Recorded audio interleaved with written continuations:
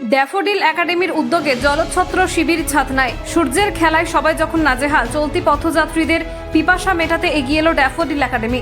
এই ড্যাফোডিল একাডেমির কর্ণধার সত্যেন ব্যানার্জি মহাশয়ের প্রচেষ্টায় ছাতনা বাইপাস রোডের পাশে জলছত্র শিবিরের আয়োজন করা হলো। সকল পথযাত্রীদের বাতাসা আর শীতল পানীয় জল দেওয়া হয়, তাদের যাত্রাপথের একটু প্রশান্তি লাভের আশায়। সমাজকর্মী সত্যেন ব্যানার্জি এই উদ্যোগকে সকলে সাধুবাদ জানিয়েছেন। আসুন জেনে নিই তিনি কি বললেন। আচ্ছা দাদা, আজকের এই জলছত্রর যে অনুষ্ঠান আপনি আয়োজন করেছেন, অবশ্যই সাধারণ মানুষের কল্যাণে করেছেন এবং আমরা দেখতেও পাচ্ছি যে কয়েকজন মানুষকে আপনি জল বাতাসা খাওয়ালেন। কেমন লাগছে এই অনুষ্ঠান কর্মসূচি করে, কেমন লাগছে? অবশ্যই ভালো লাগছে। আর আরেকটা কথা বলি, আজকের জন্য নয়, এটা গ্রীষ্মকাল, মানে বৈশাখ জ্যৈষ্ঠ মাস পর্যন্ত চলবে।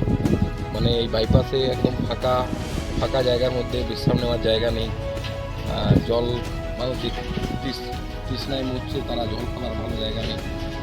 সেই সব চিন্তা ভাবনা করে আমাদের ড্যাফোডিলস পরিবার ভেবেছে এই জলসত্য করা দরকার। তাই আমাদের এই আচ্ছা, আপনার নাম? আমার নাম সত্যেন ব্যানার্জি, আমি ড্যাফোডিলস একাডেমির ব্যবস্থাপক, অর্গানাইজার। ধন্যবাদ।